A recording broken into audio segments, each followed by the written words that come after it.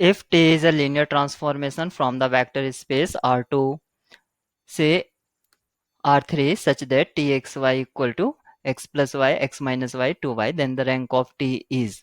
तो एक हमें लीनियर ट्रांसफॉर्मेशन T गिवन है जो R2 से R3 पर डिफाइन है, और यहाँ पर अंडरस्टूड है जो कि इसका जो फील्ड है वो R है, रियल फील्ड है। तो आपको बतानी है रैंक ऑफ टी, ये आपको फाइंड आउट करना है। तो आप इसको किसी भी तरह से कर सकते हैं, जैसे कि अगर मैं इसका मैट्रिक्स रिप्रेजेंटेशन लिख लूँ यानी कि टी बीटा, तो तब भी मेरा काम हो जाएगा।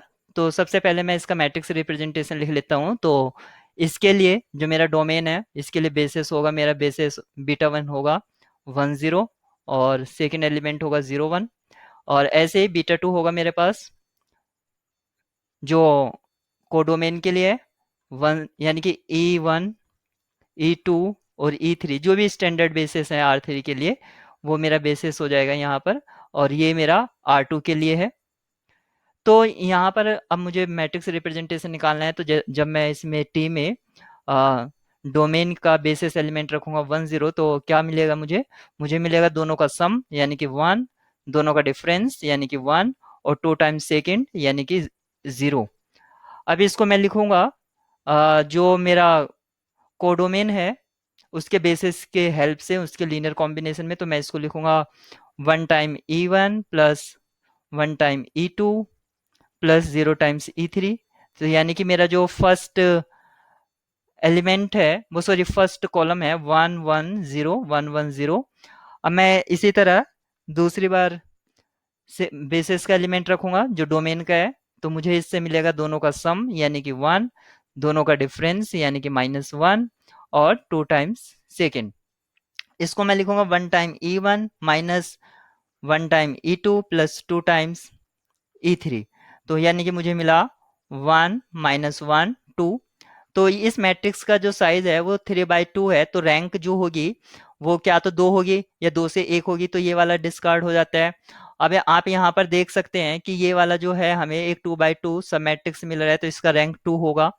तो यहाँ पर 1 और 0 कैंसिल आउट हो जाता है क्योंकि 2/2 का एक सब मैट्रिक्स मिल रहा है जो नॉन जीरो है, नॉन जीरो डिटर्मिनेंट है, या जिसको आप माइनर कह सकते हैं। तो रैंक इसका 2 हो गया। अदरवाइज आप ऐसे भी कर सकते हैं कि इस पर sorry elementary row operation apply कर दीजिए। जो ये मैट्रिक्स हमें मिला है, suppose call it matrix A, इस पर एलिमेंट्री रो ऑपरेशन अप्लाई कर दीजिए। तो पहला ऐसे ही रहेगा, दूसरे को सब्ट्रैक्ट करा दीजिए तो ये हो जाएगा 0 - 2, और यहाँ पर 0 2।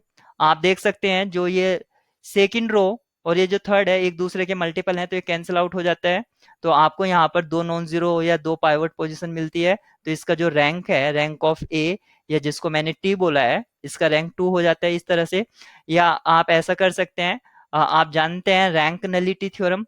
तो आप ये मान लीजिए कि कोई एलिमेंट है एक्स वाई जो उसके नल स्पेस में बिलोंग कर रहा है। अगर एक्स वाई अगर नल स्पेस में बिलोंग कर रहा है, यानी कि नल स्पेस को एनटी मैंने बोला, तो अगर एक्स वाई नल स्पेस में बिलोंग कर रहा है तो ये क्या होगा, T X Y equal to 0 होगा। यानी कि ये जो 0 आ रहा है ये कहाँ से है, R3 का 0 है, यानी कि 0 0 0 इस तरह से है।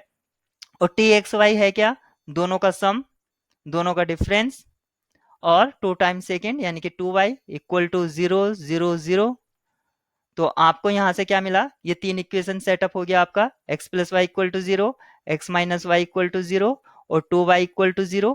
तो आप जानते हैं कि तीनों के लिए क्या इसका यहाँ से थर्ड से मिलता है आपका y इक्वल टू 0। आप इसमें पुट कर देंगे सेकंड में, तो यहाँ पर x इक्वल टू 0 मिल गया है। तो आपको x और y 0, यानी कि जो इसका नल स्पेस है एनटी, उसमें सिर्फ एक ही एलिमेंट है जिसको हमने बोला 0 0। तो अगर एक ही एलिमेंट है तो उसकी जो नलिटी होगी वो 0 है, क्योंकि 0 के अलावा और कुछ नहीं है। तो यानी कि नलिटी, जिसको हम ईटा बोल देते हैं, nullity 0। Rank nullity theorem apply कर दीजिए।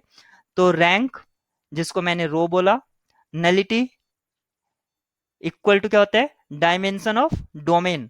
ये आपका डोमेन है, आप यहाँ पर देख सकते हैं डोमेन का जो डायमेंशन है वो 2 है। नलिटी यहाँ पर 0 आ गई, तो रैंक आपकी क्या हो जाएगी, 2, क्योंकि नलिटी आपकी 0 इक्वल टू 2, तो रैंक इक्वल टू 2। यहाँ से भी आप इस तरह से भी इसको कर सकते हैं।